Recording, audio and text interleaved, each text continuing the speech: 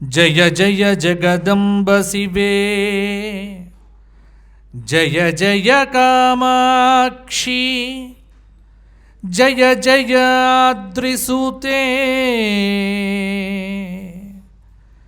జయ జయ మహేశదయితే, జయ జయ చిద్గగన కౌముదీధారే.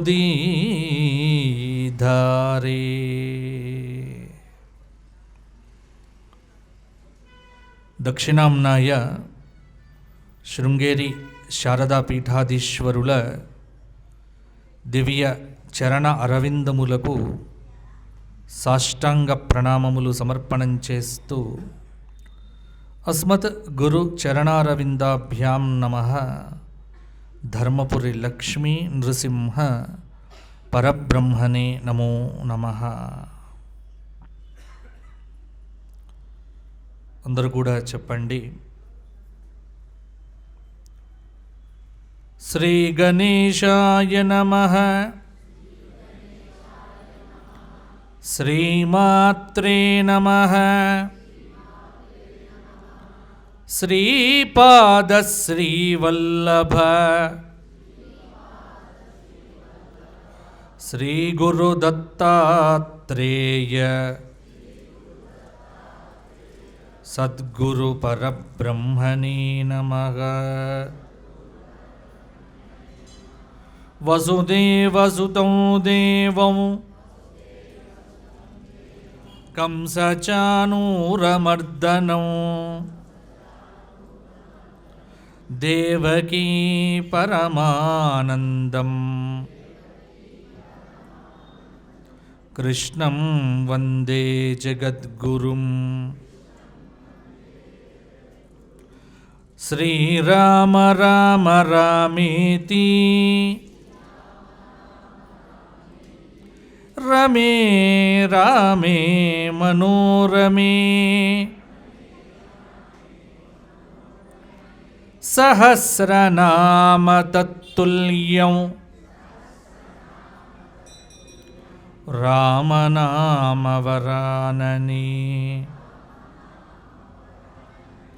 శ్రీ వెంకటేశ చరణౌ శరణం ప్రపద్యే. దత్తాత్రేయః హరిః కృష్ణః ఉన్మత్తానందదాయకః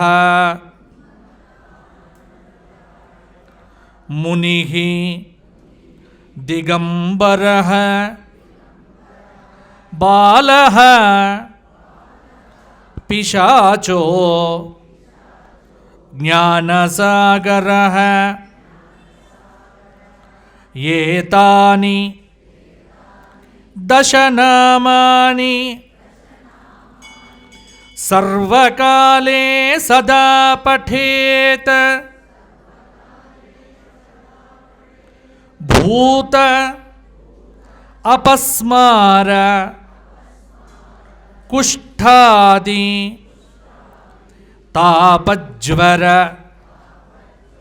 నివారణం.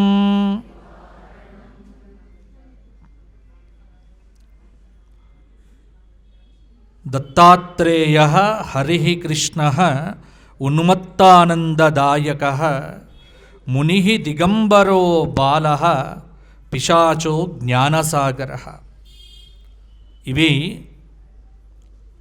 పురాణమును యందు చెప్పబడినటువంటి 10 దత్తాత్రేయ పరమ పవిత్రమైనటువంటి నామములు.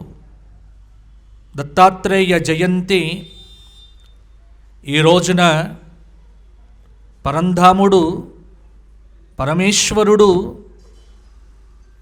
అఖిలాండకోటి బ్రహ్మాండ నాయకుడు అవతార స్వరూపుడిగా 3 కానివాడు, 3 లేనివాడు, 3 దాటినవాడు ఎవరో అటువంటి అత్రికి అనసూయ అనేటువంటి మహాతల్లికి ఆ పరంధాముడు రోహిణీ నక్షత్రము ఉంది, మృగశీర్ష ఉంది. రెండు దత్తాత్రేయ నక్షత్రములే. రోహిణి తీసుకుంటే కృష్ణుడిది. అయితే మార్గశీర్ష మాసంలో పౌర్ణమి రోజున మృగశీర్ష నక్షత్రం ఉంటుంది కాబట్టి దత్తుడి నక్షత్రంగా మనకు పురాణము కీర్తించింది. విశేషం ఏంటంటే అన్ని అవతారములు వేరు, ఈ అవతారం వేరు. ప్రతి అవతారానికి సమాప్తి ఉంది. దత్తావతారానికి సమాప్తి లేదు.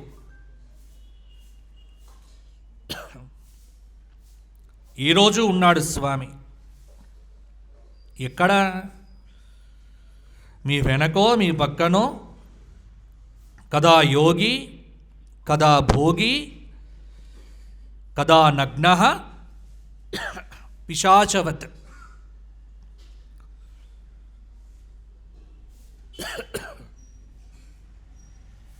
ఇక్కడ ఈరోజు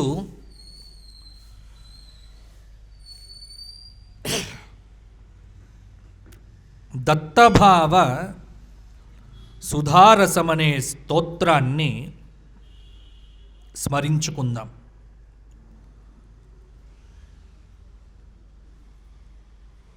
ఈ స్తోత్రం 102 శ్లోకాలు. ఇది వ్రాసిన వారు వాసుదేవానంద సరస్వతి స్వామి వారు. ఇది నిత్యపారాయణం చేస్తే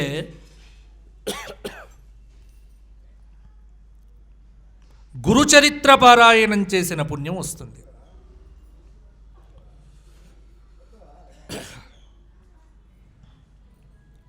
మీకు ప్రతి శ్లోకము వెనక శ్రీదత్తః శరణం మమ అని వస్తుంది. ఎక్కడైనా దొరుకుతుంది. ఇప్పుడు మరలా వెంటనే ఈ స్తోత్రం ఎక్కడిది, నాకు రాసివ్వండి అని ఎవరు అడక్కండి. స్తోత్రనిధిలో ఉంది. యాప్ అయితే అందరికీ తెలుసు.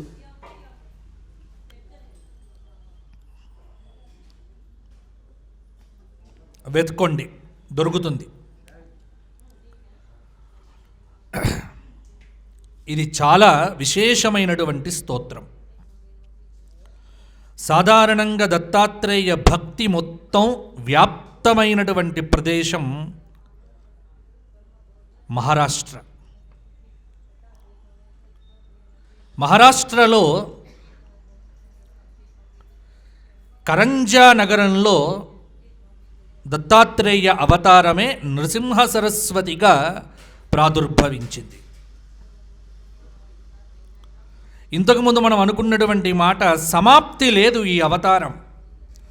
ఇప్పటికీ ఉన్నాడు. ఏ రూపంలో ఉన్నాడు? మీరు గురువుగా భావించేటువంటి ఏ స్వరూపమైనా అది దత్తస్వరూపమే. గుర్తుపెట్టుకోండి.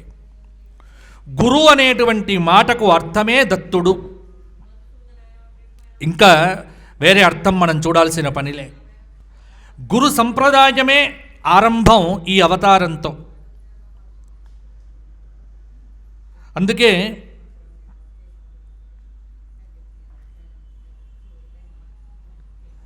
పరమ పవిత్రమైనటువంటి ఈ దత్తాత్రేయ నామాన్ని ఉపాసన చేసినటువంటి వారంతా యోగులే. చాలామంది గమనించరు, కానీ భాగవత కథ ఈ జగత్తులో ఆవిర్భూతమై అయ్యింది అంటే దానికి కారణం శుక భగవానుడు. శుకుడంటే విరాగి. యం ప్రవ్రజంతమనుపేతమపేత కృత్యం ద్వైపాయనో విరహ కాతర ఆజుహావ. పుత్రేతి తన్మయతయా తరవోభినేదు తం సర్వభూత హృదయం మునిమానతోస్మి. మన గురు పరంపరలో శుకులున్నాడు. శుకుల వారు చేసిన ఉపాసన ఏమిటి అని పురాణాలు వెతికితే ఒక చోట లభ్యమైంది. శుకుడు చేసినటువంటి ఉపాసన దత్తోపాసన. కార్తవీర్య అర్జునుడు ఏదైనా వస్తువు పోతే కార్తవీర్య స్మరణ చేస్తే ఆ వస్తువు మనకు నష్టద్రవ్య ప్రాప్తి అని చెప్తారు ఉపాసనలో. ఆ వరం ఎక్కడిది? ఆయనకు దత్తుడిచ్చిన వరం.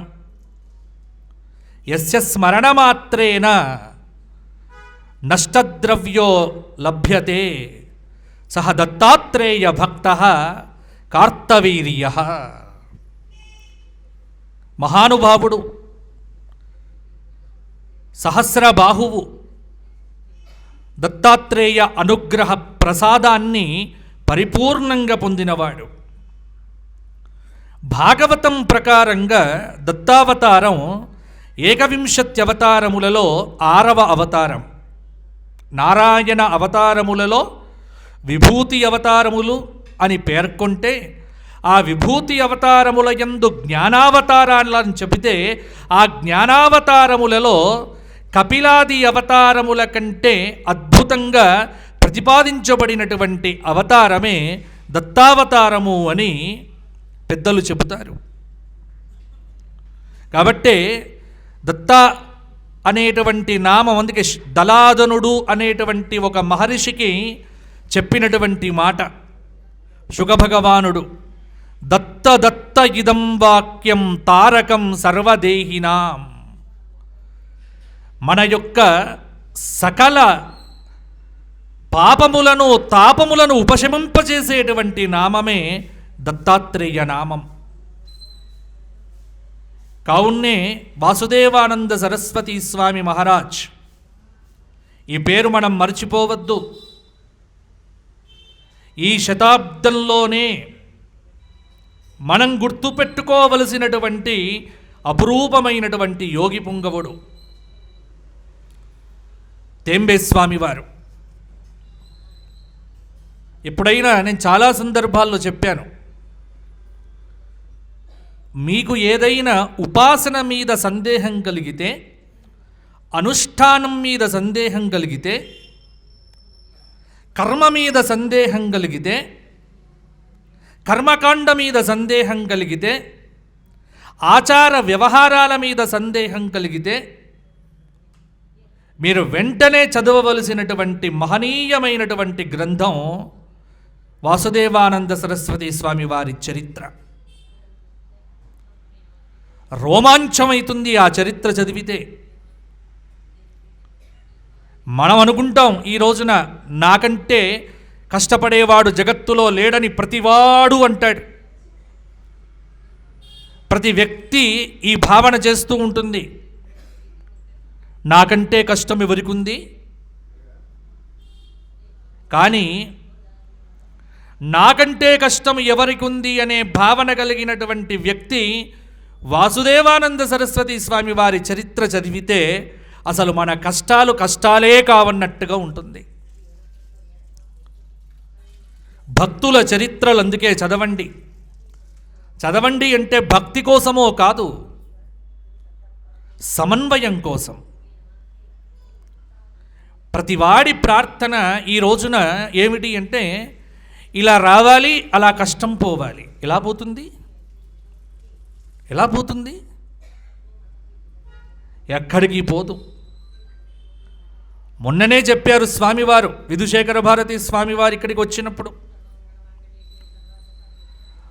కానీ వారి దగ్గరికి వెళ్ళి వారిని అడిగేది ఇదే మరలా, స్వామి నా సంసారం బాగుపరిచేట్టుగా చెప్పండి. సంసారం త్యజించిన వారు సంసారాన్ని బాగు చేస్తారా చెప్పండి? వారిని అడగాల్సింది అది కాదు. నా పిల్లడు నా మాట వినట్లేదు, మా ఆవిడ మా మాట వినట్లేదు. నేను చాలామందిని చూసా, అందుకే చెబుతున్నా. నల్లకుంట శంకర మఠానికి వచ్చి గంటసేపు క్యూలో నిలబడి స్వామివారి దగ్గరికి రాగానే అడగాల్సిందిదా? ఏది అడగాలి, ఏది అడగకూడదు, దేన్ని సమన్వయం చేసుకోవాలి, ఇది తెలుసుకోండి. అందుకే చదవాలి. మహనీయుల చరిత్రలు చదివితే స్వామివారు మొన్న చెప్పిన మాట ఏమిటి? విధుశేఖర భారతీ స్వామివారు 3 చోట్ల చెప్పారు. ఆ మాట అద్భుతం. వారు చెప్పింది ఒకటే, నీవు చాలా సుఖాన్ని పొందుతున్నావంటే బాధపడు. ఎందుకు? నేను ఆర్జించిన పుణ్యమంతా క్షయమైతూ ఉన్నది. బాగా కష్టపడుతున్నావంటే బాగా సంతోషపడు. జన్మ జన్మల యొక్క దుష్కర్మ ఈ జన్మలో నాకు తొలగిపోతున్నది. అమ్మయ్య, నేను శుద్ధున్నైపోతున్నా. అందుకే కష్టం వస్తే ఆనందపడు, సుఖం వస్తే దుఃఖపడు అని ఇది జగద్గురువులు చెప్పిన మాట. ఎంత లోతైనటువంటి మాట, ఎంత గంభీరమైనటువంటి మాట. అది ఎక్కడిది అని చూస్తే ఆ మాట వాసుదేవానందుల వారు చెప్పిన మాట. వాసుదేవానంద సరస్వతి స్వామి వారి యొక్క జీవితంలో అడుగడుగునా కష్టాలే, అడుగడుగునా. ఆయన చేసిన ఉపాసన, ఉపవాస దీక్షలు, స్తోత్రములు. కానీ మహానుభావుడు సాక్షాత్తు దత్తాత్రేయ గురుమూర్తి.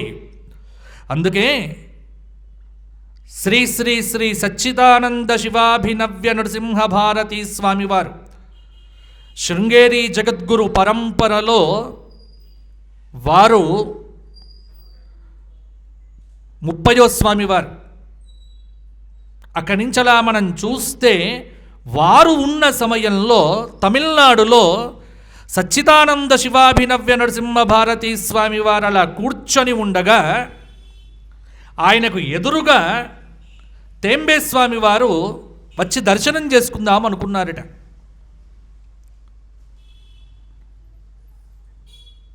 స్వామివారు ఎక్కడా లేవకూడదు. ఎప్పుడు కూడా జగద్గురు పీఠాన్ని అధిష్ఠించినటువంటి జగద్గురువులకు సర్వోన్నత ఆసనం ఉంటుంది. అది పీఠ మర్యాద. అందుకే వారు నిలబడలే, భక్తులంతా లేచి నిలబడ్డారు. అలా వాసుదేవానంద సరస్వతి స్వామి వారు నడుచుకుంటూ వస్తూ ఉంటే అప్రయత్నంగానే సచ్చిదానంద శివాభినవ్య నరసింహ భారతీ స్వామి వారు చెప్పారు, అయం సాక్షాత్ భగవాన్ దత్తాత్రేయ అని లేచి అలా చెప్పారట. అలా అయం, మీరందరూ చూస్తున్నారు, ఆయన ఎవరో కాదు, సాక్షాత్తు అలా నడుచుకుంటూ వస్తున్నటువంటి వారు దత్తాత్రేయ భగవానుడే మన మధ్యలోకి నడుచుకుంటూ వచ్చాడు అని ఎక్కువ మాట్లాడలే. అలా వచ్చారు, జగద్గురువులకు నమస్కారం చేశారు, వీరు అలా అన్నారు, వెళ్ళిపోయారు.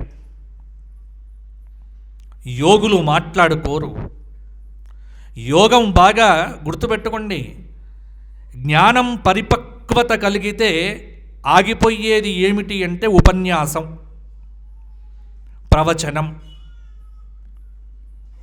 అంటే ఒకానొక దశ వస్తే ప్రవచనాన్ని కూడా ఆపాలి.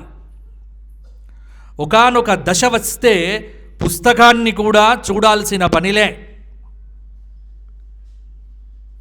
జీవబ్రహ్మైక్య వేదాంత రహస్యమనేటువంటి అద్భుతమైనటువంటి గ్రంథంలో చెప్పినటువంటి మాట, సన్యాసికి పుస్తకం పట్టుకునే అర్హత కూడా లేదు అంటాడు ఆయన. ఎందుకు అంటే సర్వకర్మలను త్యజించినటువంటి వాడికి మరల పుస్తకమేమిటి బరువు? అందుకే పుస్తకం లక్కరలే, మస్తకమే.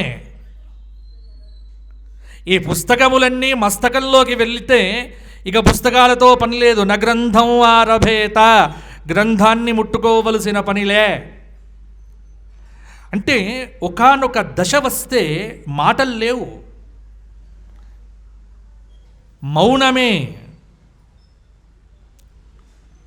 నేను చూశాను.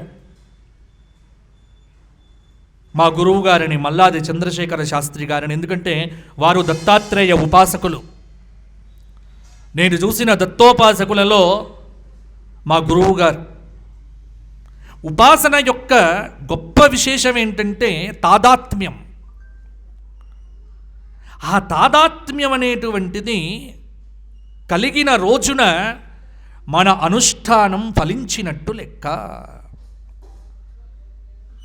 50-60 ఏళ్ళు మనం పారాయణం చేసినా ఇంకా మనస్సు ఎటువైపో పరిగెత్తుతున్నది అనుకున్నప్పుడు ఇంకా అనుష్ఠానానికి ఇంకా పరిపక్వత రాలే,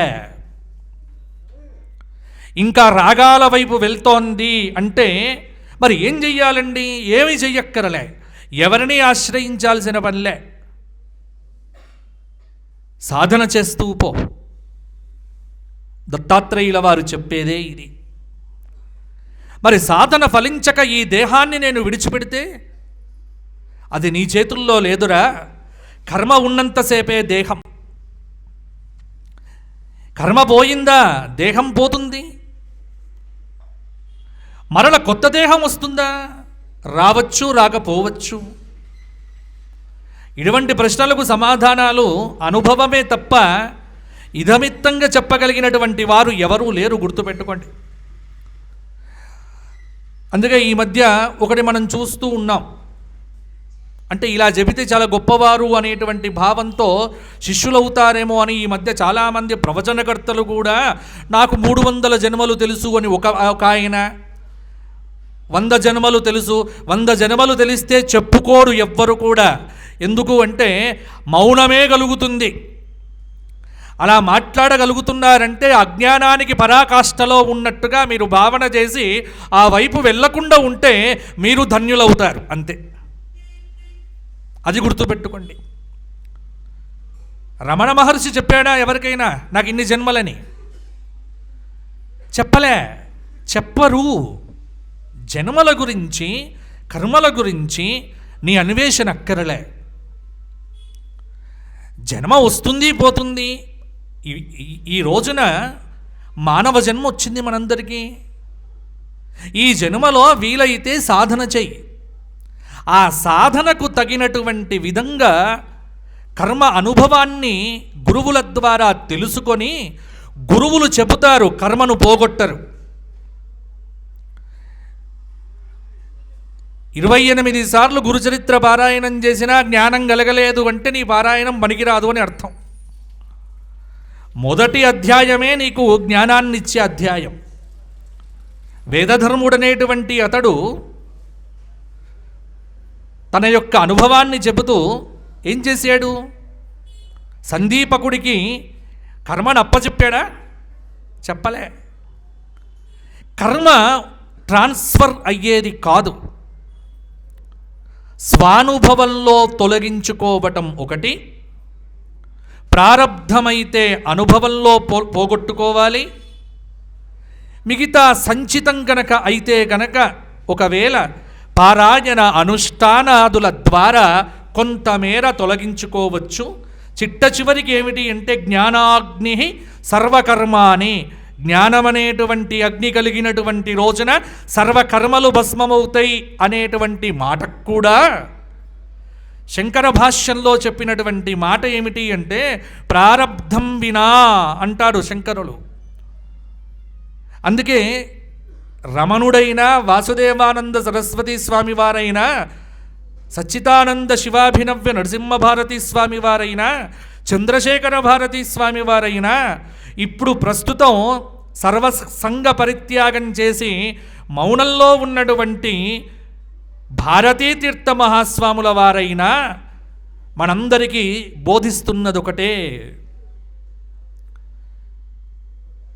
భారతీతీర్థ స్వామి వారికి కొంత శరీరానికి అనారోగ్యం కలిగింది ఈ మధ్యకాలంలో. శిష్యులంతా కలిసి డాక్టర్ దగ్గరికి తీసుకెళ్దాము, డాక్టర్ని ఇక్కడికి పిలుద్దాము అన్నప్పుడు భారతీతీర్థ స్వాముల వారి యొక్క నోటి నుంచి వచ్చింది ఏమిటి? మరల ఇప్పుడు నేను ఈ వ్యాధిని పోగొట్టుకొని మరలా ఇంకో జన్మెత్తాలా అన్నాడు. ఇదే సమాధానం. అందుకే మాట్లాడలే శిష్యులెవ్వరు. ఇది జ్ఞానానికి పరాకాష్ఠ. అటువంటి అనుభవం చాలా కష్టం. అంటే పరిపూర్ణమైనటువంటి జ్ఞానం కలిగితే అలా ఉంటాయి మాటలు. అటువంటి మాటలు వింటున్నప్పుడు మనం పొందాల్సింది ఏమిటి అంటే, నేను సరి అయిన గురువు దగ్గరే ఉన్నా. అట్టి గురువును చూస్తే చాలు. మనకేమిటి, గురువుగారు పండివ్వాలి, గురువు చేత పండు తీసుకోవాలి. ఈ కోరికలన్నీ చాలా చిన్న కోరికలు. జగద్గురువుల చేత పండే తీసుకోవాల్సిన పనిలే. ఆయన దృష్టి పడ్డా చాలు, ఆయనను దర్శించినా చాలు. ఒకవేళ ఆయన యొక్క దర్శనము నీకు యోగ్యంగా ఉంటే, నీకు పరిపక్వంగా ఉంటే కనుక ఆయనే పిలిచిస్తారు. ఎదురుచ్చాలాభ సంతుష్ట స్థితిని పొందగలగాలి. అందుకే దత్తాత్రేయ ఉపాసన, దత్తాత్రేయ ఆరాధన, గురుచరిత్ర ఆరాధన బోధించేటువంటి రహస్యం ఇదే చెబుతుంది. కాబట్టే దత్తోపాసకులు ఎవ్వరు కూడా మీకు ఆడంబరంగా కనిపించరు. దత్తోపాసకులు ఎవ్వరు కూడా మీకు విపరీతమైన ఆడంబరాలను ప్రదర్శించరు. కారణం ఏమిటి అంటే, ఆడంబరానికి కూడా అందనటువంటి యోగం దత్తయోగం. ఆ దత్తుణ్ణి ఈ రోజున ఏం చెయ్యాలి? ఏమక్కరలే, స్మరణ మాత్రం స్మరిస్తూ ఉండండి. ఎంతకాలం స్మరించాలండి? మనకు ఓపికలు తక్కువ, ఓపికలు ఉండవు. ఎంతకాలం చేయమంటారు నామం? పొయ్యేదాకా చెయ్యి, తప్పేమిటి? పొయ్యేదాకా చెయ్యి. మనం ఒక అవధి పెట్టుకోవాలి. ఈ అవధి పెట్టుకోవడము, సంఖ్యామాత్రంగా చెయ్యడం అనేటువంటిది కామ కోరికలతో చేసేది. అంటే కామ్యకర్మలకు మాత్రమే విహితమైనది. ఎప్పుడైతే కామ్య స్థితిని విడిచిపెట్టి నిష్కామ స్థితికి వెళ్ళిపోయిన తర్వాత నీకు నియమం లేదు, సంకల్పం లేదు, ఇంకేదీ లేదు. వీటన్నిటికి అతీతం. ఎప్పుడు నిష్కామ కర్మ. అదే కామ్యకర్మ. గురుచరిత్ర పారాయణం కామ్యంతో చేస్తున్నాం. ఎందుకంటే కామ్యకర్మలకు కూడా దీనికి ఫలితం చెప్పారు. ఇంట్లో బాలేదు, ఇబ్బందులు కలుగుతున్నాయి, గురుచరిత్ర పారాయణం చెయ్యి. ఆ గురుచరిత్ర పారాయణం చేస్తున్నప్పుడు కామ్యకర్మ అంటే కోరికతో చేస్తున్నావు. ఆ కోరికతో చేస్తున్నావు కాబట్టి లోకంలో గుర్తుపెట్టుకోండి, లోక నియమం ఏమిటి అంటే, ఒకటి కోల్పోతే ఒకటి పొందుతావు. ఇదే లెక్క. నేను ఏమీ కోల్పోవద్దు, అన్నీ పొందాలి, ఇది ఆశ పనికి రాదు. సమయాన్ని కోల్పో, టైం కోల్పో, ఉపాసన పొందుతావు. ఆహారాన్ని కోల్పో, చిత్తశుద్ధిని పొందుతావు. ప్రతిదానికి ఒకటి ఇవ్వాలి. అంటే మనకేమిటి అంటే, ఈ మధ్యకాలంలో రాజకీయ నాయకులు అలవాటు చేశారు, ప్రతిదీ ఉచితం ఉచితం ఉచితం అని. ఈ లోకంలో ఉచితంగా ఏది దొరకదు, గుర్తుపెట్టుకోండి. ఉచితంగా దొరుకుతోంది అంటే అది రాక్షసులు ఇచ్చేదే. ఏది ఉచితంగా దొరకదు. మనకి ఇప్పుడు ఏమిటి అంటే, పిచ్చి ఏమిటి అంటే, ఉచితంగా వస్తోంది. ఉచిత పుస్తకాలు ఎందుకు ఇవ్వాలి? ఉచిత పుస్తకాలు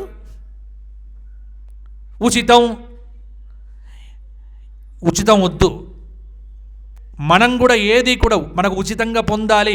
ఇప్పుడు ఉచితంగా 2 పుస్తకాలు ఇస్తా అంటే, నాకొకటి ఇవ్వండి, మా ఆవిడకు ఒకటి ఇవ్వండి, మా మనవడికి ఒకటి ఇవ్వండి. ఉచితం కదా. కొనుక్కుంటా 3 కొనుక్కుంటావు, కొనుక్కోం. సృష్టి నియమం ఏమిటి అంటే, ఒకటి కోల్పోతే ఒకటి పొందుతావు, ఒకటి ఇస్తే ఒకటి వస్తుంది, అంతే లెక్క. ఇది చాలా అద్భుతమైనటువంటి విషయం. ఇది మీరు ప్రతిదానికి అన్వయించుకోండి. ఏ కర్మకైనా ఇది వర్తిస్తుంది, ప్రతిదానికి ఇది వర్తిస్తుంది. ఇది విశ్వ నియమం. దత్తుడు అలర్కుడు అనేటువంటి భక్తుడికి చెప్పినటువంటి సూత్రం ఇది. అలర్కుడి యొక్క కథ చాలా గమ్మత్తుగా ఉంటుంది. బ్రహ్మాండ పురాణంలో అలర్కుడు అనేటువంటి మహానుభావుడు, మహాయోగి. అసలు అలర్క అనేటువంటి పేరే గమ్మత్తు. కానీ ఆ అలర్కుడికి దత్తాత్రేయ ఉపదేశంలో చెప్పినటువంటి మాట, దత్త ఉపాసన మీకు స్వస్వరూపానంద స్థితిని కలిగింపచేస్తుంది. ఇది గుర్తు.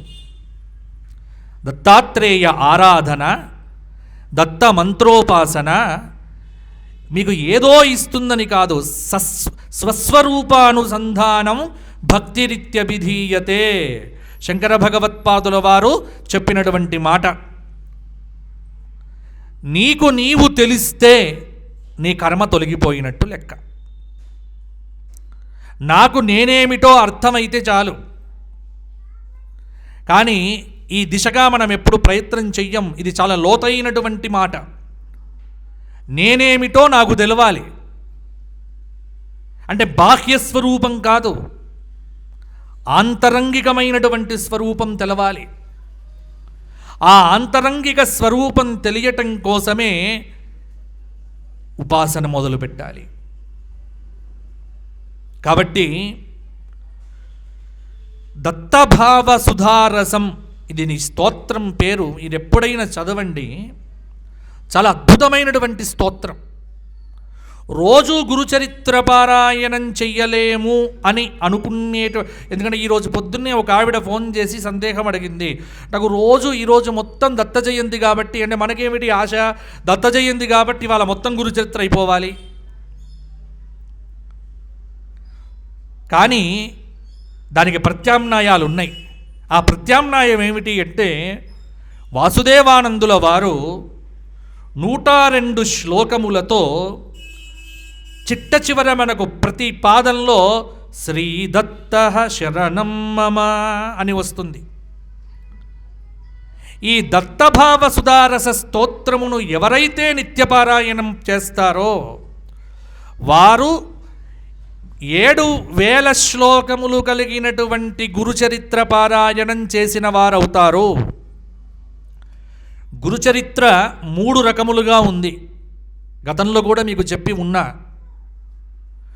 7,000 శ్లోకాలది సమసంహిత అంటారు. 2,000 శ్లోకాలతో ఉన్నటువంటిది ద్విసహస్రి అంటారు. ఇంకొకటి 4,000 శ్లోకములతో ఉన్నటువంటిది ఉంది. శ్లోకములతో చెప్పినటువంటివన్నీ కూడా చెప్పినవి వాసుదేవానందులే. గమ్మత్తేమిటి అంటే, ఏ గ్రంథమైన సంస్కృతం నుండి తెలుగులోకి ఇతర భాషల్లోకి అనువదించబడితే ఒక్క గురుచరిత్ర అనేటువంటి గ్రంథము మాత్రమే ప్రాంతీయ భాష అయినటువంటి మరాఠీ నుంచి సంస్కృతంలోకి అనువాదం చెయ్యబడినటువంటి ఏకైక గ్రంథం గురుచరిత్ర మాత్రమే నాకు తెలిసి నేను చూసింది. ఇది ఒక్కటే. గంగాధర సరస్వతీ స్వామి వారు వ్రాసింది మరాఠీ భాషలో. దానిని వాసుదేవానందుల వారు చక్కగా బ్రహ్మచర్యంలో రాస్తే అది 2,000 శ్లోకాలు. తర్వాత కొంత పెంచి రాశారు. తర్వాత 7,000 శ్లోకములతో సమసంహితగా వ్రాసినారు. వ్రాసిన తరువాత భక్తులంతా కలిసి ఆయన్ని అడిగారు, స్వామి మీరు ఇంత కష్టంగా రాస్తే మా వంటి వారికి కష్టమవుతుంది. అప్పుడు దత్తభావ సుధారసం అనేటువంటి పేరుతో గురుచరిత్రయందు గర్భితమైనటువంటి విషయములన్నింటినీ కూడా స్వీకరించి దత్తప్రభువు యొక్క అనుగ్రహమును అతి శీఘ్రంగా పొందటానికి సాధనా మార్గ స్తుతిగా ఈ స్తోత్రమును మనకు అందజేసినారు. అందుకే దానిలో మొదటి శ్లోకం స్తోత్రం అంతా చెప్పడం కష్టం కాబట్టి మీకు పరిచయం చేయటానికే ఈ రోజున, అంటే ఈ దత్త జయంతికి మేము ఒక కొత్త విషయం తెలుసుకున్నాము అనేటువంటి భావన మీకుండాలి. దీనితో చాలా ఉపయోగము ఉంటుంది మీకు, మీరు గ్రహిస్తే చాలు. దత్తాత్రేయం పరమసుఖమయం వేదగేయం క్యమేయం యోగిధ్యేయం హృత నిజభయం స్వీకృతానేకకాయం దుష్టాగమ్యం వితత విజయం దేవదైత్యర్షివంద్యం వందే నిత్యం విహిత వినయం చావ్యయం భావగమ్యం దత్తాత్రేయ నమోస్తుతే భగవతే పాపక్షయం కుర్వతే దారిద్ర్యం హరతే భయం శమయతే కారుణ్యమాతన్వతే భక్తాన్ ఉద్ధరతే శివం చ దదతే సత్కీర్తిమాతన్వతే భూతాన్ ద్రావయతే వరం ప్రదదతే శ్రేయఃప్రదే సద్గతే. ఇది ఆరంభ శ్లోకాలు దత్తభావ సుధారసంలో. ప్రతీదీ విశేషణమే. వేదగేయం, వేదమునందు గానం చేయబడినటువంటి పరంధాముడే దత్తాత్రేయ భగవానుడు. యోగిధ్యేయం, యోగుల చేత నిరంతరం ధ్యానించబడేటువంటి స్వరూపమే దత్తగురుమూర్తి.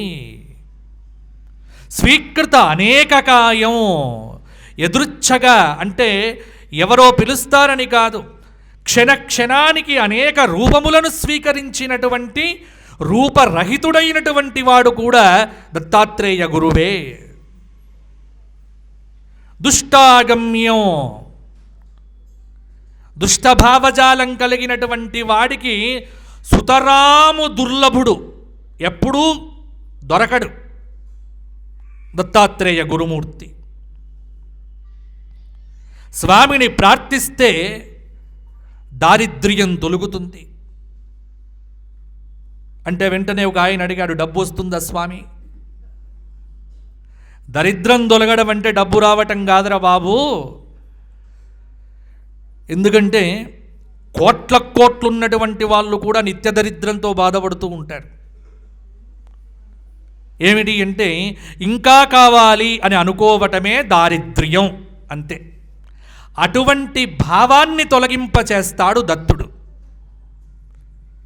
సతు భవతు దరిద్రః యస్య తృష్ణా విశాల. ఎవరు చెప్పారు ఈ మాట? భర్తృహరి చెప్తాడు వైరాగ్య శతకంలో. సతు భవతు దరిద్రః, ఎవడు అంటే యస్య తృష్ణా విశాల స భవతు దరిద్రః. ఎవడికైతే సరిపోకుండా ఉంటుందో, ఎంత సంపాదించినా సరిపోదో, వాడికంటే గొప్ప దరిద్రుడు ప్రపంచంలో ఇంకెవ్వరూ లేరు. ఇది మన పురాణముల యందు చెప్పబడినటువంటి అటువంటి భావాన్ని పోగొట్టేవాడు దత్తాత్రేయ గురుమూర్తి. అందుకే దారిద్ర్యం అనేటువంటిది మనస్సుకు సంబంధించింది కానీ డబ్బుకు సంబంధించింది కాదు. అందుకే కుచేలుడు అందరికంటే గొప్ప శ్రీమంతుడు. కాబట్టే వ్యాస భగవానుడు వర్ణన చేస్తూ ఆయన గురించి ఎంత గొప్ప మాటలు చెప్తాడు భాగవతం దశమస్కంధంలో. శ్రీమంతుడు అంటాడు. శ్రీమంతుడు అంటే ఎలా శ్రీమంతుడు? భగవద్ దర్శన అనుభవప్రదుడు శ్రీమంతుడు. కాబట్టి ఇక్కడ దత్తాత్రేయ భగవానుడు దారిద్ర్యం హరతే భయం శమయతే కారుణ్యమాతన్వతే. ఇటువంటి దత్తుణ్ణి మనం ఏం చెయ్యాలి? నిత్యం స్మరామి తే పాదే హతఖేదే సుఖప్రదే ప్రదేహి మే శుద్ధ భావం యో వారయదృతం.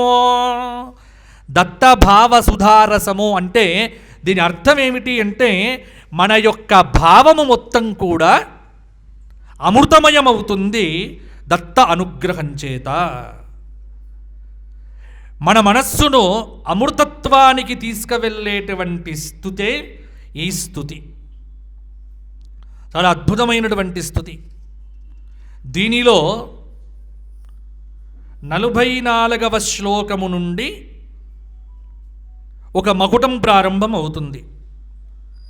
దత్తోహం తే మయేతీష ఆత్మదానేన యో అభవత్ అనసూయా అత్రిపుత్ర సశ్రీదత్త శరణం మమ. ఇక్కడి నుండి ప్రారంభం.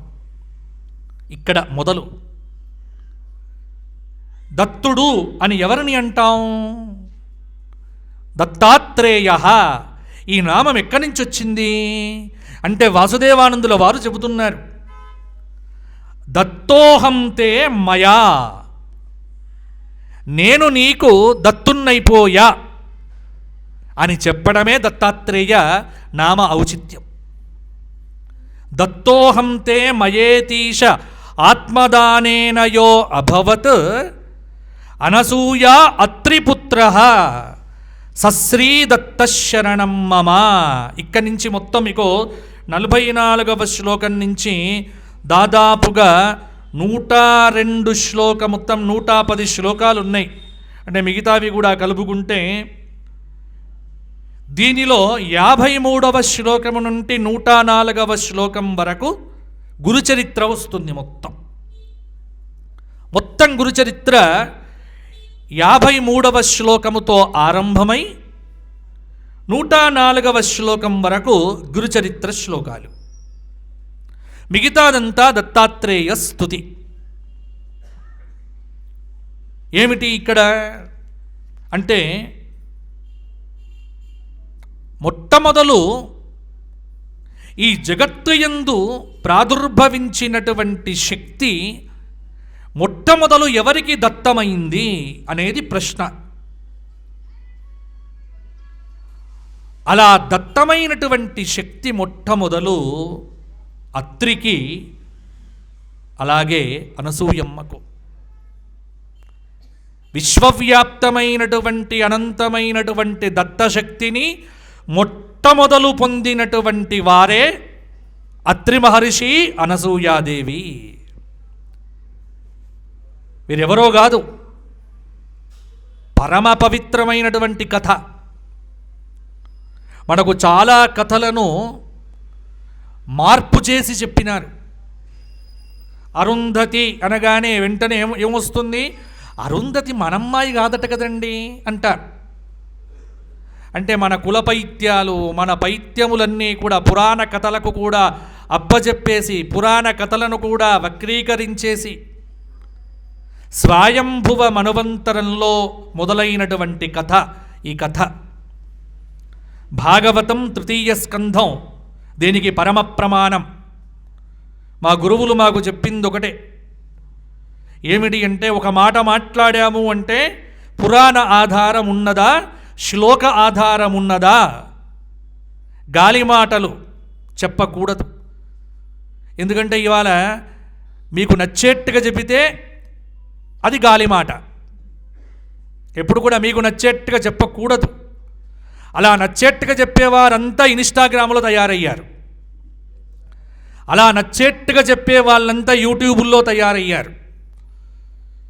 అందుకే నేను ఈ మధ్యకాలంలో చెబుతున్నా, ఏమిటి అంటే, మేము కాశీ వెళ్తున్నామండి, ఏదైనా విడిచిపెట్టమంటారా అంటే, కాశీ గంగలో మునిగి నేను యూట్యూబ్ను ఇన్స్టాగ్రామ్ను విడిచిపెడుతున్నా అని సంకల్పం చేసుకో, అన్నీ విడిచిపెట్టినట్టే అవుతుంది. నీ జీవితం బాగుపడుతుంది పో. లేకపోతే ఆ గంగలో మునిగినప్పుడు సెల్ ఫోన్ను కూడా ముంచావనుకో, నీ జీవితం ఎత్తబడుతుంది. కాబట్టి వీటి జోలికి వెళ్ళకండి. చాలా తేలిగ్గా చెప్పేటువంటివి, వక్రీకరించి చెప్పేటువంటివి, స్వంత కీర్తిని చెప్పుకోవటానికి ప్రయత్నం చేస్తూ చెప్పేటువంటివి ఇవేవి కాదు. వినొద్దు. ప్రతిదానికి ప్రమాణం ఉండాలి. అయితే పురాణమా, లేకపోతే వేదమా, స్మృతియా, శృతియా, ఏదో ఒక ప్రమాణం లేకపోతే అది మనకు సనాతనం కాదు. సనాతనం అన్నప్పుడు ప్రమాణంతో కూడినది సనాతనం. ప్రమాణం లేనిది సనాతనం కాదు. సనాతనం అంటేనే పరమ ప్రమాణమైనటువంటిది అని అర్థం. కాబట్టి ఇక్కడ జగత్తులో మొట్టమొదలు భగవంతుడి యొక్క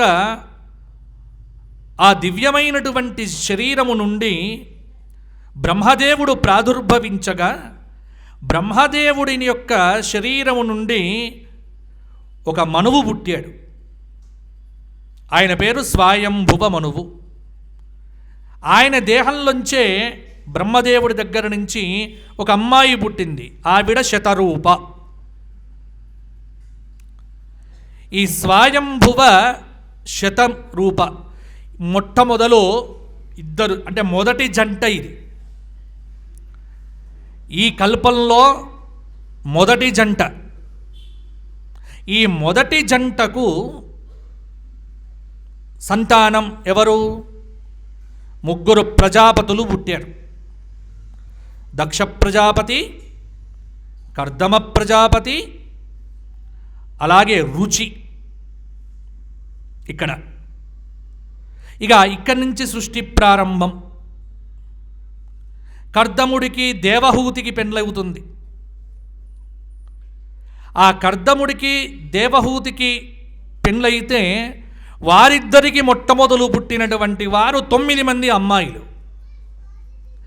ఆ 9 మంది అమ్మాయిలలో ఒక అమ్మాయే అనసూయాదేవి. గుర్తుపెట్టుకోండి. అందుకే ఈ కథ ఇదంతా మీకు చెప్పా. అనసూయమ్మ ఎవరు అంటే ఆవిడ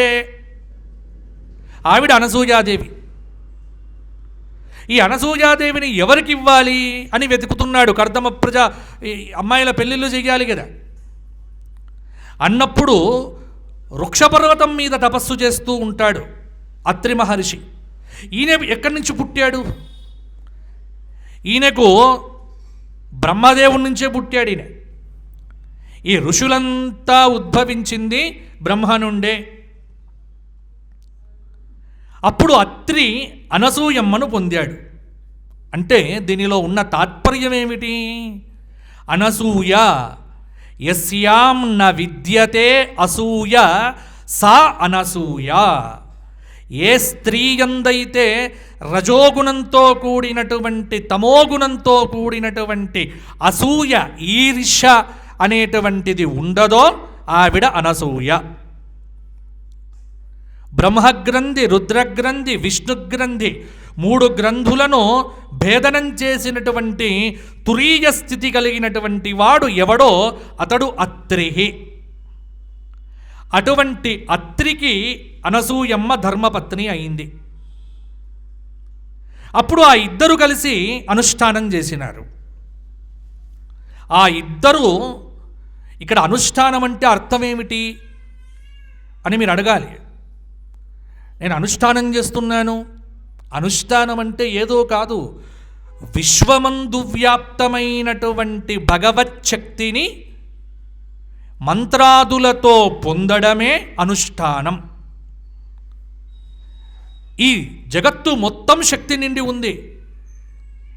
మొత్తం జగత్తంతా శక్తి ప్రాదుర్భావమే.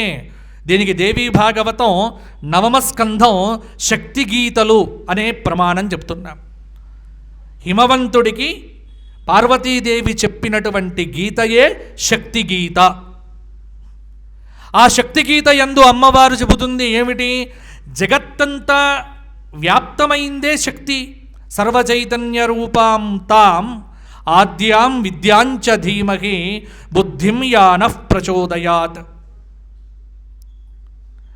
అట్టి వ్యాప్తమైనటువంటి శక్తిని మనం ఇంట్లో కూర్చొని, ఇప్పుడు సంధ్యావందనంతో ఏం పొందుతున్నాం? ఉదయించే సూర్యశక్తిని పొందుతున్నాం. చాలా విహిత కర్మ ఇది. విహిత కర్మను విడిచిపెట్టాం.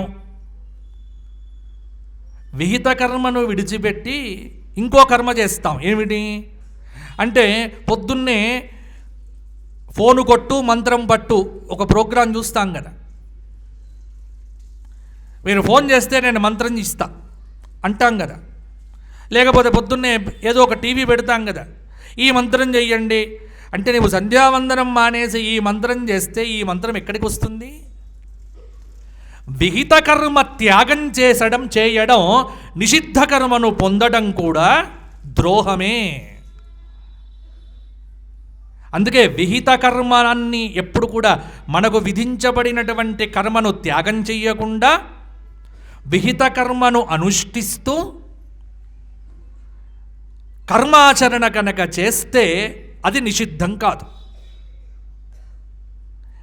కాబట్టి దత్తశక్తి ఎట్లా వచ్చింది అత్రికి అనసూయమ్మకు అంటే ఉపాసన.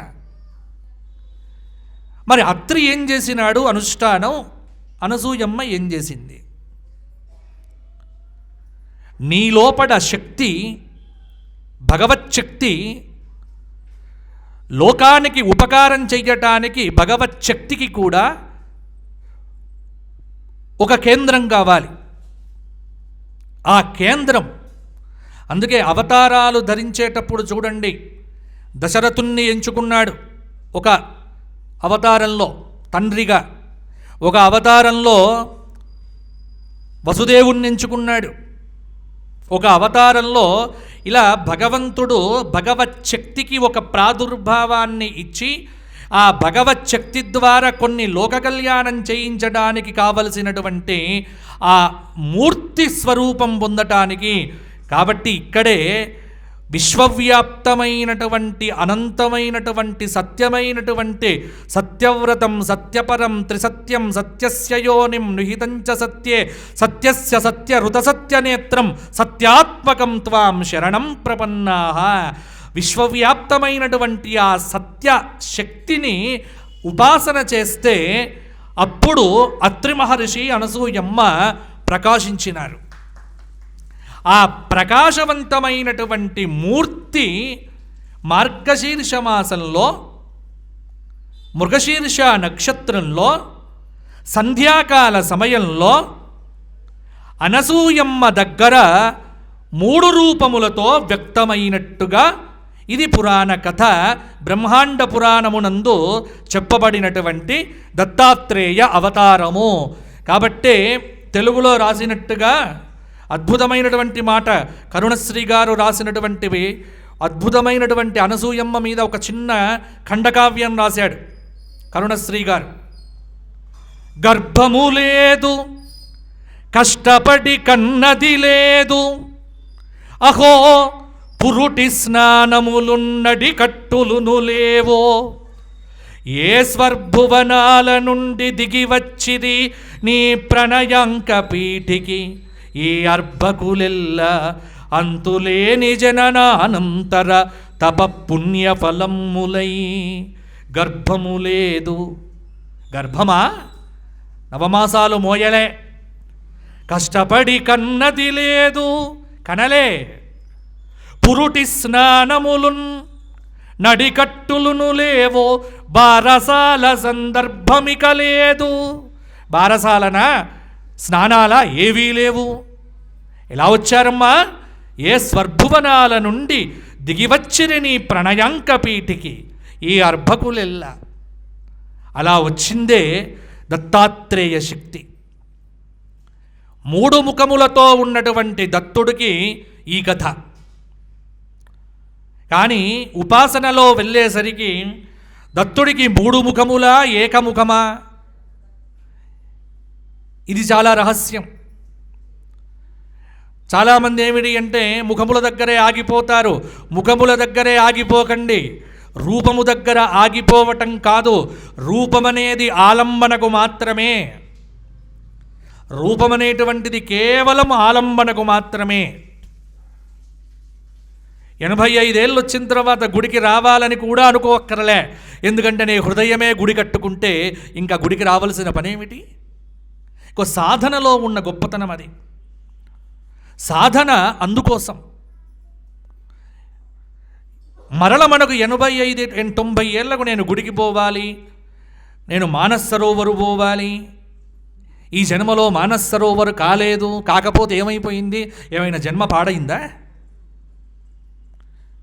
మొన్న ఇలాగే అడిగారు, ఈ జన్మలో నాకు కాలేదండి. కాకపోనివ్వండి, బాధపడాల్సిన పనిలే, బాధ పొందాల్సిన పనిలే. మొత్తం యావత్ జీవితం మొత్తం అన్ని క్షేత్రాలు చూడగలుగుతామా? అంటే ఈ మధ్యకాలంలో ఈ సామాజిక మాధ్యమాల గోలలో జ్ఞానులు కూడా పడిపోయారు, అందరూ పడిపోయారు. వారు పోయారు, ఫోటో పెట్టారు, మేము పోవాలి, మేము ఫోటో పెట్టాలి, అంతే. ఇక ఇంతకంటే వేరేది లేదు. మేము కాశీ పోయినాము, లింగాన్ని ముట్టుకున్నాము, ఫోటో పెట్టాము, నేను ఫోటో పెట్టాలి, అయిపోయింది కాశీ దర్శనం. ఇదా కాశీకి, ఇదా కాశీ దర్శనం. వెంటనే నేను ఇవాళ 5 నిమిషాలు ముట్టుకున్న స్పర్శ చేస్తేనే విశ్వేశ్వరుడా? ఎక్కడి పిచ్చి, ఎక్కడి దాకెళ్తున్నారు? గురుచరిత్ర చదవలే? దీపకుడు వెళ్ళాడా?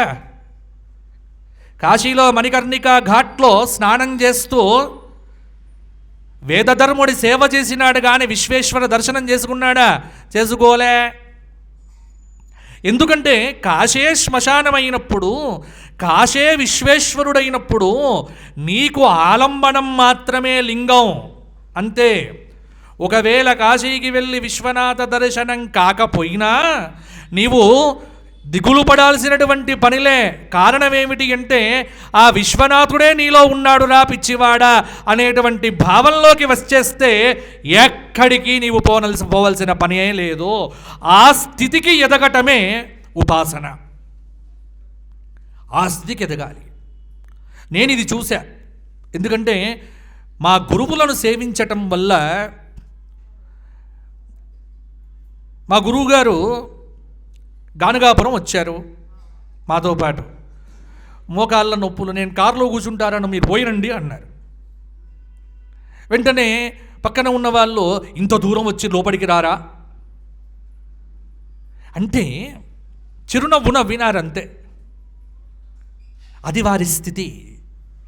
వారి స్థితిని చూచి అయ్యో వీరు ఇంత దూరం వచ్చినారే, గుడి లోపలికి రాలేదు అని అనుకోవటం మన అజ్ఞానం.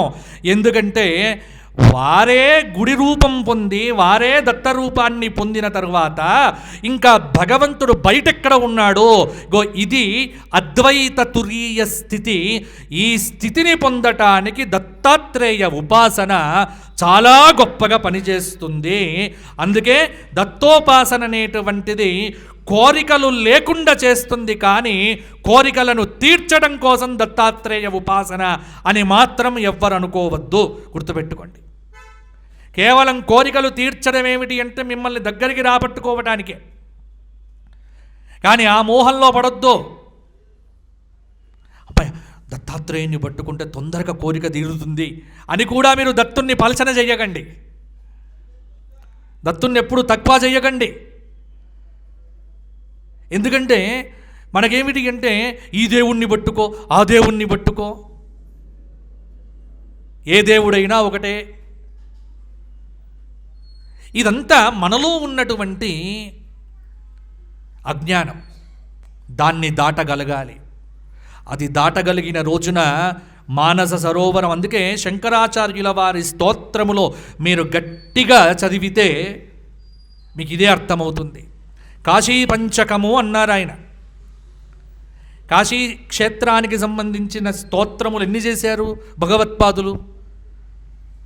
ఆయన చెప్పినటువంటి చిట్ట చివరి మాట ఏమిటి? కాశీ ఎక్కడ ఉంది అంటే నీ దేహమే కాశీ అని చెప్పలే. కావాలి ఆ తన్మయత్వ స్థితిని పొందగలిగితే మన జన్మ ధన్యం. మన భారతీయ సనాతన వైదిక ధర్మం చెప్పేదే ఇది. గుర్తుపెట్టుకోండి. ఇదే చెబుతోంది. చిట్ట చివరికి మనం పొందవలసిన స్థితి ఈ తన్మయత్వ స్థితి. కాబట్టి అజ్ఞానాన్ని పోగొట్టుకోవటమే కర్మత్యాగం. ఎప్పుడైతే అజ్ఞానము పోయిందో ఇక కర్మలు నీకు అంటవు. ఇక కర్మలు అంటవు. ఒకవేళ అంటినప్పటికీ కూడా జ్ఞాని చిన్మయ మాత్రంగా చూస్తూ ఉంటాడు. దీనికి మంచి ఉదాహరణ ఈ జగత్తులో రమణ మహర్షి, మంచి ఉదాహరణ చంద్రశేఖర భారతీ స్వామి వారు. చదవండి ఎప్పుడైనా కృష్ణస్వామి అయ్యర్ గారు రాసినటువంటి శృంగేరి భారతి అనే పుస్తకాన్ని చదవండి, మీకు తెలుస్తుంది జన్మ ఏమిటి, ఈ జన్మలో అనుభవిస్తున్నదేమిటి, మన యొక్క కర్మ ఏమిటి, ఈ కర్మను ఎలా దీన్ని బయటపడాలి. చాలా సందేహాలకు సమాధానాలు దొరుకుతాయి. ఎవరో చెప్పాల్సిన పనిలే ధర్మ సందేహాల్లో, మీకు మీకే దొరుకుతుంది సమాధానం. ఆ సందేహం తీరేదాకా ఉపాసన చెయ్యి. 13 మంది సంతానం చంద్రశేఖర భారతి స్వామివారి యొక్క తల్లిదండ్రులకు. 13వ సంతానం మిగిలితే ఆయనే చంద్రశేఖర భారతి అయ్యారు. మరి ఏమిటి ఈ 12 మంది ఎక్కడికి పోయారు? చూడండి, పురాణాల్లోనే మీకు పుట్టిన పిల్లవాడు పుట్టినట్టుగా పోవడం ఎక్కడ చూశారు మీరు? భాగవతంలో కృష్ణావిర్భావంలో చూశారు. సప్తమ గర్భం దగ్గరికి వచ్చేసరికి నిలబడ్డది, మిగతా పోయారు కదా షడ్గర్భులు 6. మరి ఏమిటి ఇది? ఇదే కర్మ యొక్క వైచిత్ర్యం. కాబట్టి ఎవరి పాత్ర ఎంతనో అంతవరకే. దాన్ని మించి ఎక్స్పెక్టేషన్ పెట్టుకోవటం మన నైజం. కొడుకు బాగా నిన్ను సేవిస్తున్నాడు అనుకో, ఆనందపడాల్సిన పనిలే. ఎందుకు అంటే వాడేదో రుణం తీర్చుకోవటానికి వచ్చి నీకు సేవ చేస్తూ రుణం తీర్చుకుంటున్నాడు. 85 ఏళ్ళు వచ్చినా కొడుకు సేవ చేస్తూ ఉన్న తల్లిదండ్రులు ఉన్నారు. వీళ్ళేమిటి, వాడి రుణం వీళ్ళు తీర్చుకుంటున్నారు. ఇదంతా ఇదే జగత్తు. దీని దగ్గర మనం ఒక నిర్ధారణకు వచ్చేస్తే చాలు, మన జన్మ ధన్యమవుతుంది. కాబట్టి తెలుసుకోవటం, తెలిసి ఆచరించటం, ఆచరించినటువంటి దాన్ని ఆమోదించటం. అందుకే దత్తాత్రేయ గురుమూర్తి విష్ణుదత్తుడు అనేటువంటి భక్తుడికి యదు మహారాజు యదువుకు చెప్పినటువంటి, ఆయు అనేటువంటి మహారాజుకు ఇంతమందికి చెప్పినటువంటి నీతి ఏమిటి అంటే ఇదే నీతి. దత్తబోధ అంటేనే ఇది. దత్తాత్రేయుల వారు చెప్పిందంతా ఇదే. కాబట్టి విశ్వవ్యాప్తమైనటువంటి శక్తిని మార్గశీర్ష మాసంలో పొందినటువంటి వారు అత్రి మహర్షి, అనసూయ. ఆ శక్తిని కార్తవీర్యార్జునుడు పొందినాడు. అన్వీక్షకి అనేటువంటి విద్యను అలర్కుడికి చెప్పాడు, ఆయన పొందినాడు. అలాగే 24 గురువాప్తం హేయోపాదేయ లక్షణం జ్ఞానం యో దత్తవాన్ నిత్యం శ్రీదత్త శరణం మమ. యదు మహారాజుకు 24 మంది గురువుల గురించి చెప్పినవాడు. అలాగే లోకోపకృతయే విష్ణుదత్త విప్రాయ యో అర్పయత్. విష్ణుదత్తుడనేటువంటి విప్రుడికి వీడు తద్దినాలు పెట్టడంలో స్పెషలిస్టు విష్ణుదత్తుడు. కొంతమంది ఉంటారు కర్మత్యాగం అంటే తద్దినం వచ్చిందంటే వీడు చాలా నిష్టగా, అలా అంటే ఈ కథలన్నీ చదువుతున్నప్పుడు జ్ఞానం కలగాలి. ఓహో, ఈ కథ ఇందుకు చెప్పారు. కథలు కథలుగా వినటం కాదు, కథను మనకు అన్వయించుకుంటేనే అది పురాణం. అన్వయించుకోవడం మొదలుపెట్టండి. దీని ద్వారా మనం ఏమి పొందామో అదే తెలుసుకునే ప్రయత్నం చేయండి. కాబట్టి దత్తాత్రేయ ఆరాధనలో, దత్తాత్రేయ ఉపాసనలో మనకు తెలుస్తున్నటువంటి అద్భుతమైన ఉపదేశాలన్నీ ఇలాగే ఉంటాయి. తర్వాత ఇక వరుసగా మనకు గురుచరిత్రలో వచ్చేటువంటి విషయాలన్నీ కూడా వస్తాయి. నృసింహవాటికాస్థోయ ప్రదదౌ శాకభుక్ నిధిం దరిద్ర బ్రాహ్మణాయాసౌ శ్రీదత్త శరణం మమ. ప్రేతార్తిం వారయిత్వా యో బ్రాహ్మణ్యై భక్తిభావితః దదౌ పుత్రౌ సగతిదః శ్రీదత్త శరణం మమ. చాలా గమ్మత్తైన కథలు వస్తాయి. కాశ్యప గోత్రీయుడికి డబ్బులు బాకీ పడేటువంటి కథ. మనం అనుకుంటాం ఎవరైనా అప్పిచ్చినటువంటి వాడు అప్పు తీర్చకుండా చచ్చిపోతే అమ్మయ్య పోయాడ్రా, ఫ్రీ అయిపోయాం. ఫ్రీ ఎప్పుడూ కాడు, చెల్లించుకోవలసి వస్తుంది. ఎలా చెల్లించుకోవలసి వస్తుంది?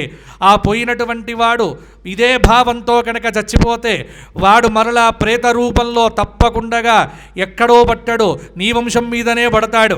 నీ వంశంలో పడి మరణించినటువంటి వాడు డబ్బులు ఇవ్వలేదని మీ ఇంట్లో నీ కొడుకులకో నీ మనమల్లకో మనమరాళ్ళకో తిరిగి సంతానం కాకుండా అబార్షన్లవుతూ విడాకులవుతూ చిన్నతనంలోనే మరణిస్తూ ఇలా చూస్తూ ఉండేటువంటి కర్మగతులన్నీ ఉంటాయి. ఇవేవి కాదు, ఇవన్నీ ప్రేతపీడలే. ఈ ప్రేతపీడలు ఎక్కడి నుంచి వచ్చాయి అంటే గత జన్మల్లో నీవు తెచ్చుకున్నటువంటివి. ఈ కథలు చదువుతున్నప్పుడు గురుచరిత్రలో నీవు తెలుసుకోవాల్సింది ఏమిటి అంటే మనము ఎవరికైనా అప్పిచ్చినా ఆ రుణం చెల్లించే పోవాలి.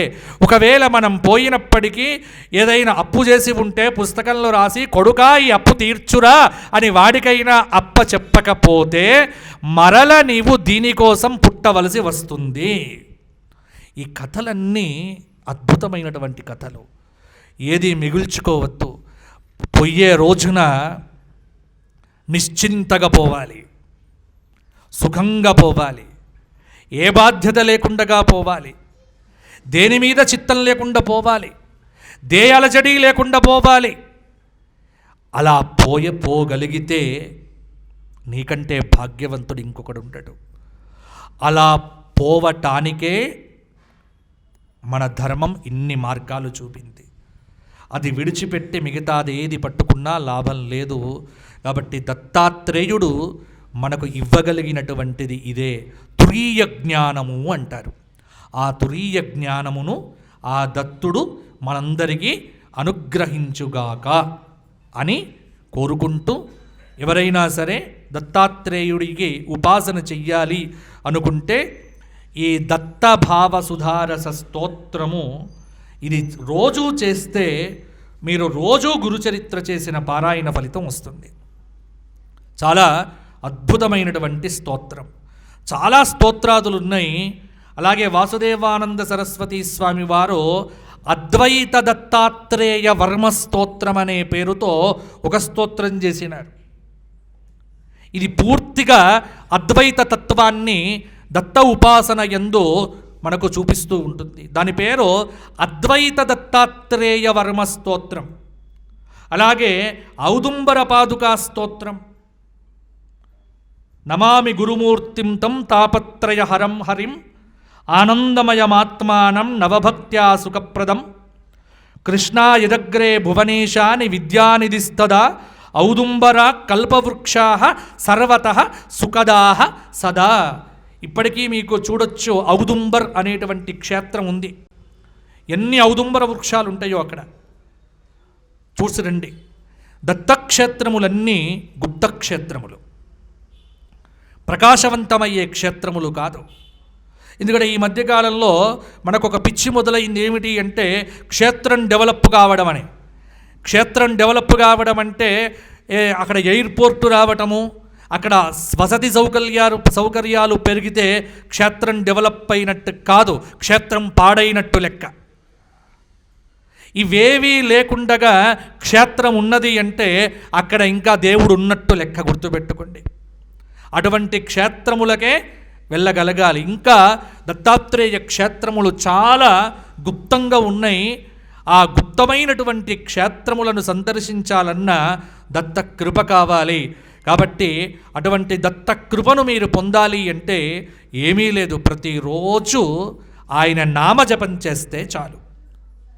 అభక్త్యావా సుభక్త్యావా అంటారు. నా నామం చేయరా, నీకు ఎప్పటికో ఒకప్పుడు నిన్ను నేను ఉద్ధరిస్తా. స్మరణమాత్ర సంతుష్టాయ దత్తాత్రేయాయ నమో నమః. కాబట్టి ప్రతి ఒక్కరూ కూడా ఈ రోజున ఆ దత్తనామస్మరణ చేసి దత్తాత్రేయ విభూతిని తెలుసుకొని, చక్కటి స్తోత్రముల యందున్నటువంటి రహస్యములు తెలుసుకొని, దత్తాత్రేయ ఉపాసన చేసినటువంటి మహనీయుల యొక్క చరిత్రలు చదువుతూ, గజానన మహారాజ్ చదవండి, వారి అద్భుతమైనటువంటి చరిత్ర. అలాగే అక్కల్కోట మహారాజ్ స్వామి సమర్థ చదవండి. మాణిక్య ప్రభు మహారాజ్ ఉమనాబాదులో చదవండి. ఇవన్నీ దత్తావతారాలే. కాబట్టి పరిపూర్ణమైన దత్తావతారం ఈరోజు కూడా ఉన్నాడు. అందుకే యస్యాస్తి మాహురే నిద్ర నివాస సహ్య పర్వతే భాగీరథ్యాం సదా స్నానం ధ్యానం గంధర్వపత్తనే విభూతి సంధ్యా కొల్హాపురే భిక్షా విఠ్ఠలపుర్యస్య సుగంధి ద్రవ్యధారణం. దత్తాత్రేయ దినచర్యను వాసుదేవానందుల వారు కీర్తించినారు. సహ్యాద్రి పర్వత పంక్తుల మీద సంచారం చేస్తూ ఉంటాడు దత్తాత్రేయ భగవానుడు. మాహూర్ గడులో అమ్మవారు మాహూరేశ్వరి ఏకవీరిక. అటువంటి ఆ తల్లి ఆవిర్భవించినటువంటి చోటు దత్త శయనస్థలి. ఆ రోజు రాత్రి రోజు అక్కడ దత్త నిద్ర చేస్తాడు అని. గానగాపురంలో చక్కగా భిక్ష సమయంలో అక్కడికి వస్తాడు అని. అందుకే గానగాపుర క్షేత్రంలో భిక్ష చేస్తేనే అదే ప్రసాదం, దత్తాత్రేయ ప్రసాదం. కాబట్టి ఈనాటికి దత్త అవతారం అనేటువంటిది వచ్చే ఉన్నది, మన మధ్యలోనే తిరుగుతూ ఉన్నది. కాబట్టి అటువంటి దత్తశక్తిని మనం పొందాలి అంటే ఇటువంటి దత్తాత్రేయ అవతారం వచ్చినటువంటి రోజున ఆయన దర్శనం, ఆయన స్తోత్రము, ఆయన నామస్మరణం ఇంతకంటే మనం చేయదగింది ఇంకొకటి లేదు. కాబట్టి ఈరోజు దత్తాత్రేయ దర్శనము మీకు అదృష్టం ఏమిటి అంటే చాలా శంకర మఠాల్లో దత్తాత్రేయ విగ్రహం లేదు. కానీ మరి ఎందుకు పెట్టారో, అలకాపురి అంటే అలకాపురే, ఇది దేవతలు విహరించేటువంటి స్థానం. ఎందుకు దేవతలు విహరించేటువంటి స్థానం అంటే ఇక్కడ దత్తాత్రేయ గురుమూర్తి వచ్చి ఉన్నాడు. కాబట్టి ఏ శంకర మఠానికి లేనటువంటి టీవీ అలకాపురి శంకర మఠంకు ఉంది అంటే దత్తాత్రేయుడు ఇక్కడ ఉన్నాడు. కాబట్టి స్వామి యొక్క సేవ చేసేటువంటి భాగ్యం మీ అందరికీ కూడా కలిగింది. అందులో మీరు గమనించారో లేదో, దత్తాత్రేయ సేవ చేసేటువంటి వారికి ఖచ్చితమైనటువంటిది ఏమిటి అంటే వారి వెంట ఏముంటాయి అంటే కష్టాలు. బాగా కష్టాలు ఇబ్బంది పెడుతున్నాయంటే మన వెంట దత్తుడు ఉన్నట్టే లెక్క. అమ్మయ్యా బాగానే ఉందిరా బాబు, దత్తాత్రేయుడు వెంటనే ఉన్నాడు అంతే. ఆయనకు అప్పచెప్పడమే. ఆయనకు అప్పచెప్పామా ఇంకా ఆయన చూసుకుంటాడు, బాధ్యత. అందులో మంచి దత్తాత్రేయ. ఎందుకంటే మా శ్రీనివాస్ గారు క్రోవిడి ఈ మఠంకు ధర్మాధికారిగా రాకముందు నుంచి కూడా దత్తాత్రేయ భక్తులే.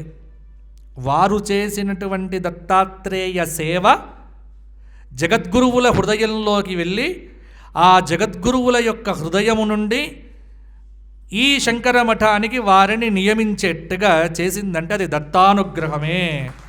అంటే ఎందుకు ఈ మాట చెబుతున్నానంటే ఇది ఏదో నేను అతిశయోక్తిగానో లేకపోతే ఏదో వారిని పొగట్టానికో నేను చెప్తున్నటువంటి మాట కాదు.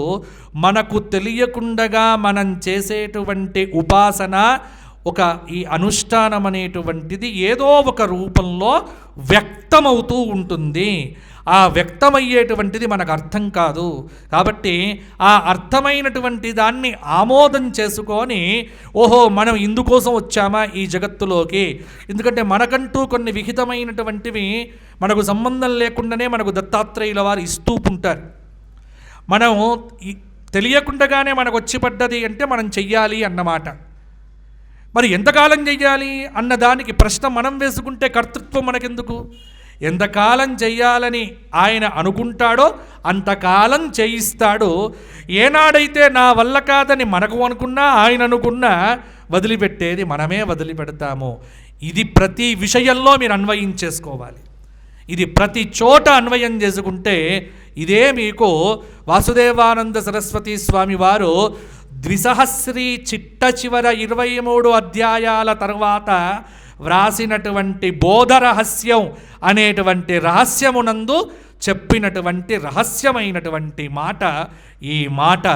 ఇది అనుభవంలోకి తెచ్చుకుంటే మనం జన్మ ధన్యం చేసుకుంటాము. కాబట్టి మీరందరూ కూడా చక్కగా ఈ క్షేత్రానికి రండి. అందులో మొన్న విధుశేఖర భారతీ స్వామి వారు ఈ క్షేత్రాన్ని ప్రకటించారు. ఏమని? ఇది శివసహస్రనామ క్షేత్రము అని వారు ప్రకటించినారు. ఎంత గొప్ప అదృష్టం చూడండి. శివసహస్రనామ స్తోత్ర క్షేత్రము అని సాక్షాత్తు విధుశేఖర భారతీ స్వామి వారే ఈ వేదిక మీద చెప్పడం జరిగింది. ఇంతకంటే కావాల్సిందేముంది? కాబట్టి మీరందరికీ ఈ దివ్యధామం, గొప్ప క్షేత్రము, ఈ మఠం, ఈ ప్రాంగణం. కాబట్టి ఈ ప్రాంగణంలో దత్తుడు ఉన్నాడు, అలాగే రామచంద్రుడు ఉన్నాడు, జగద్గురువులైనటువంటి ఆదిశంకరులు ఉన్నారు, అలాగే జగజ్జనని అయినటువంటి శారదా పరమేశ్వరి, చంద్రమౌళీశ్వర స్వరూపం. ఇన్ని స్వరూపాలతో దైవం ఇక్కడ వ్యక్తమైంది. కాబట్టి నాకు చాలా ఆనందదాయకమైనటువంటి ప్రదేశం. అందుకే మా శ్రీనివాస్ గారు అడిగారు, మరి మీకు దత్త జయంతి రోజున, ఎందుకంటే ఈ మధ్యకాలంలో నేను కూడా ఎక్కడికి అంటే దత్త జయం మా లాంటి ప్రవచకులకు రోజు ప్రవచనం చెబుతామంటే ఎక్కడో చోటికి పిలుస్తూనే ఉంటారు. కానీ ఆత్మోద్ధరణ కోసం కొన్ని రోజులు అంటే ఈ సమయంలోనైనా మేము ఎక్కడికి వెళ్ళకుండా కనీసం ఉపాసన చేసుకోవటానికి, కానీ ఆ ఉపాసనకు ఈ 9 రోజుల నవరాత్రి దీక్షకు ఫలితం ఏమిటి అంటే, ఈ ప్రాంగణానికి వచ్చి ఈ సాయంకాల సమయంలో మీ ముందు కూర్చొని 4 మాటలు చెప్పేటువంటి అర్హతను ఆ దత్తుడే నాకు అనుగ్రహించాడు. ఇది కూడా ఆయన అప్పచెప్పిందే. ఎంతవరకు చెప్తావు? ఆయన చెప్పు అనంత దాకనే. ఏనాడు ఒకరోజు ఇక చాలురా అన్నాడు అనుకోండి, ఆగిపోవటమే ఎవరమైనా సరే. కాబట్టి అది ఆయన అనుగ్రహము, దత్తుడి అనుగ్రహమే ఇక్కడికి తీసుకొని వచ్చింది. కాబట్టి 4 మాటలు మీతో పంచుకోవటానికి ఈ రోజున దత్త సత్సంగంగా ఇది భావన చేస్తూ, ఆ దత్తాత్రేయ గురుమూర్తిని జ్ఞానం కోసం ప్రార్థన చేస్తూ, మనందరికీ ఆ పరంధాముడు, ఆ త్రిమూర్తి స్వరూపుడు శ్రీపాద శ్రీవల్లభ శ్రీ నరసింహ సరస్వతి దత్తాత్రేయ గురుమూర్తి ఆయురారోగ్య భోగభాగ్యములను మీ అందరికీ మనందరికీ కలిగించుగాక అని ఆశీర్వచనం చేస్తూ ప్రార్థన చేస్తూ నా ప్రవచనాన్ని ఇంతటితో ఆపుతున్నాను. మరల దత్తుడు ఎప్పుడు అనుగ్రహిస్తే అప్పుడు మనం ఆరంభం చేసుకుందాం. అందరూ కూడా చెప్పండి, దిగంబర దిగంబర శ్రీపాదవల్లభ దిగంబర.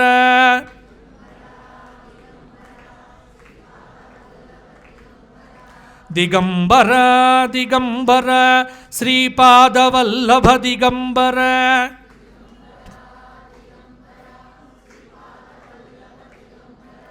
దిగంబర దత్త దిగంబర శ్రీపాదవల్లభ దిగంబర.